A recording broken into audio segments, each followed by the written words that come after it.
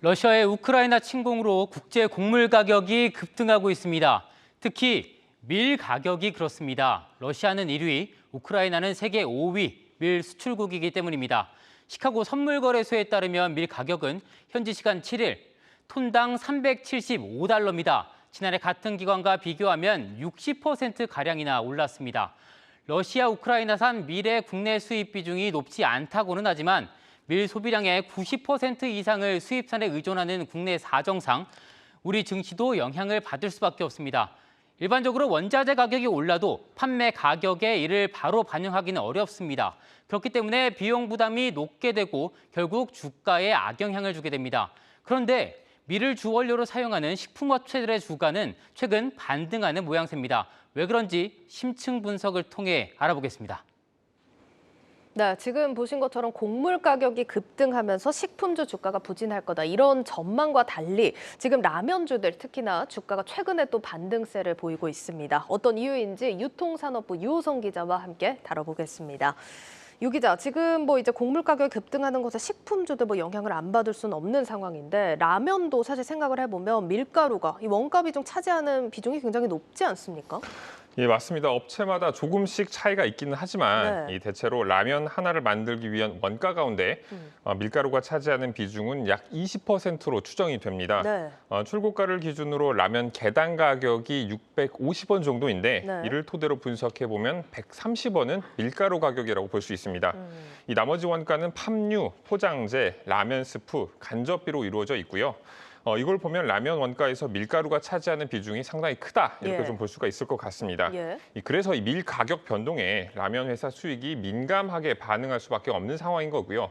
더군다나 농심, 삼양식품, 오뚜기 등 우리가 흔히 라면주라고 부르는 기업들은 전체 매출에서 라면이 차지하는 비중이 상당히 큽니다. 예. 삼양식품의 경우 매출의 97%가 라면으로 이루어져 있고요. 네. 농심도 전체 매출의 78%를 라면을 통해 벌어들이고 있습니다. 예, 지금 설명대로라면 사실 곡물 가격 오르는 게 라면주들한테도 분명히 좀 리스크로 작용할 수 있는 가능성이 큰 상황인데 라면주들은 왜 전망이 좀 다르게 나오는 겁니까? 아마 우리 여기 이 방송을 보시는 시청자분들께서도 그러한 의문이 좀 있으실 것 같은데요. 예. 꾸준히 떨어지던 라면주 주가가 올해 3월부터 반등을 시작을 했죠. 농심은 지난 3월 15일 주가가 28만 원으로 바닥을 찍었고 오늘 31만 3천 원에 종가 마감했습니다.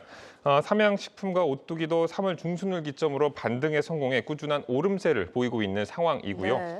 일단 지난해 가격 인상이 한 차례 이루어져 실적이 어느 정도 방어가 가능하다는 점이 주가가 지금 이렇게 버티고 있는 요인이다 이렇게 네. 좀 볼 수가 있겠습니다. 그리고 증권업계에서는 올해 밀 가격이 10% 정도는 올라도 버틸 수 있을 것이다라는 전망을 내놓고 있고요. 예. 여기에 국제 밀 가격을 1년 전과 비교해 보면 좀 크게 올랐지만 3월 초를 기점으로 보면 또 다소 하향 안정화되고 있는 추세를 보이고 있습니다. 예.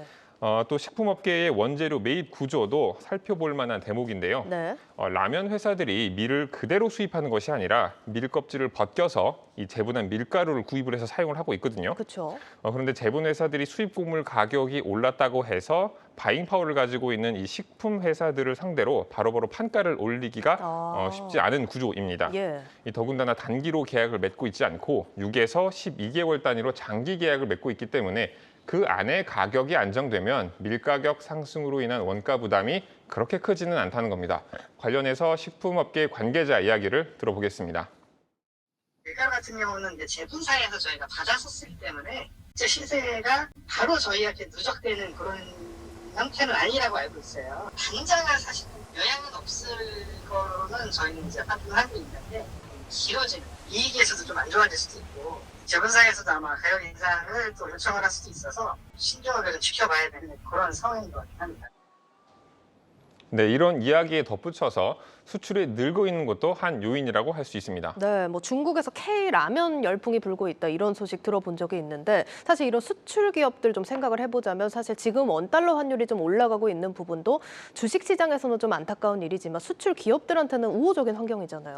맞습니다. 또 실제로 관세청이 발표한 자료를 보면요. 라면 수출액은 매년 15%씩 성장해 지난해 6억 7천만 달러를 넘긴 것으로 집계가 됐고요. 예. 증권가에서도 라면 회사들의 올해 실적 전망치를 또 긍정적으로 바라보고 있는 상황입니다. 라면 3사 모두 지난해보다 매출과 영업이익이 성장할 것으로 전망이 되고 있습니다. 관련해서 전문가 이야기를 좀 들어보겠습니다. 살맛식품 같은 경우는 5월부터 밀양의 신공장이 본격 가동이 될 거고, 농심 같은 경우는 미국에서 이제 추가 공장을 5월 하반기 이렇게 본격적으로 붙일 건데, 이제 캐파는 이제 충분히 늘려놨으니까 저희가 지금 보이는 해외 실적 성장보다 조금 더 성장률이 더 크게 나온다면은 밸류에이션 리레이팅도 추가적으로 가능하다 보고 있습니다. 그러니까 지금 일단 곡물 가격 급등하는 상황에 영향을 받지 않는다라기보다는 잘 버티고 있다. 좀 이렇게 표현을 해야 될 것 같은데, 그래도 곡물 가격 상승하는 게 이게 장기화되면 이제 좀 문제가 될 것 같습니다. 주가에 좀 영향이 있겠죠? 네, 맞습니다. 이 밀가루 고공행진이 장기화하면 수익성 방어가 쉽지 않을 수도 있을 겁니다. 네. 특히나 이 라면 같은 경우에는 또 서민 음식이지 않습니까? 예. 이 정부가 물가 안정화 방침에 따라서 가격 인상을 쉽게 하지 못하도록 막고 있는 것도 좀 있고요. 네. 실제로 라면 회사들은 지난 10년간 라면 가격을 3차례밖에 올리지 못했습니다. 또 오뚜기의 경우에는 지난해 13년 만에 처음으로 예, 맞습니다. 가격 인상을 했을 정도예요. 여기에 윤석열 대통령 당선인이 물가 안정 대책을 새 정부 최우선 과제로 내세우고 있다는 점도 기업들이 추가적인 가격 인상에 선뜻 나서기에는 어려운 환경으로 분석됩니다. 이런 점에서 라면주 3인방의 주가 향방은 물론 다양한 여러 가지 요인들이 좀 있겠지만 네. 밀가격 등 곡물 가격의 고공행진이 어떻게 변할지를 지켜보는 것이 또 중요할 것으로 보입니다. 네, 지금 곡물 가격 하향 안정화 추세를 보이고 있다고는 하지만 지금 국제 정세 굉장히 변수가 많은 상황입니다.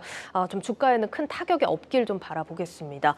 자, 유 기자, 그럼 마지막으로 오늘 내용 유튜브 제목과 해시태그로 좀 정리를 해볼까요?